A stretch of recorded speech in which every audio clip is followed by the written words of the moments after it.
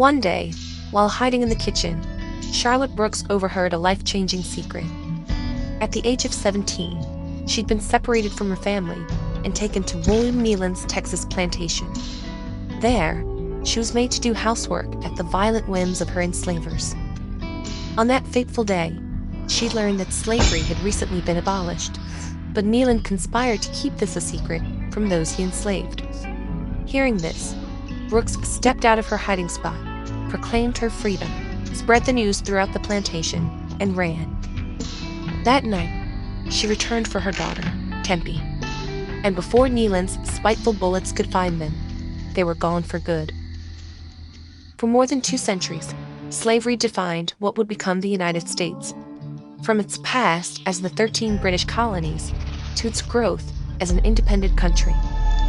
Slavery fueled its cotton industry and made it a leading economic power. 10 of the first 12 presidents enslaved people. And when U.S. chattel slavery finally ended, it was a long and uneven process. Enslaved people resisted from the beginning by escaping, breaking tools, staging rebellions, and more. During the American Revolution, Vermont and Massachusetts abolished slavery, while several states took steps towards gradual abolition. In 1808, federal law banned the import of enslaved African people, but it allowed the slave trade to continue domestically. Approximately 4 million people were enslaved in the U.S. when Abraham Lincoln was elected president in 1860.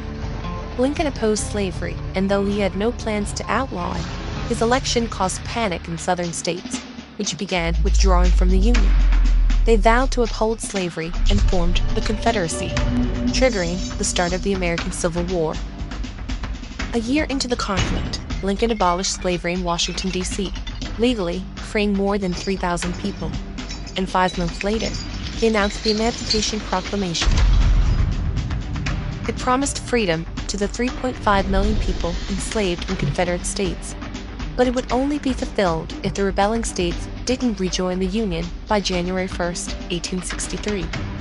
And it bore no mention of the roughly 500,000 people in bondage in the border states of Delaware, Maryland, Kentucky, and Missouri that hadn't seceded. When the Confederacy refused to surrender, Union soldiers began announcing emancipation.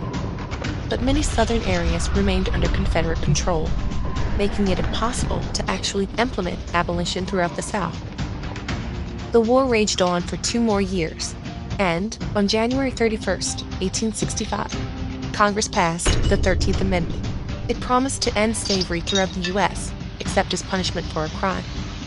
But to go into effect, 27 states would have to ratify it first.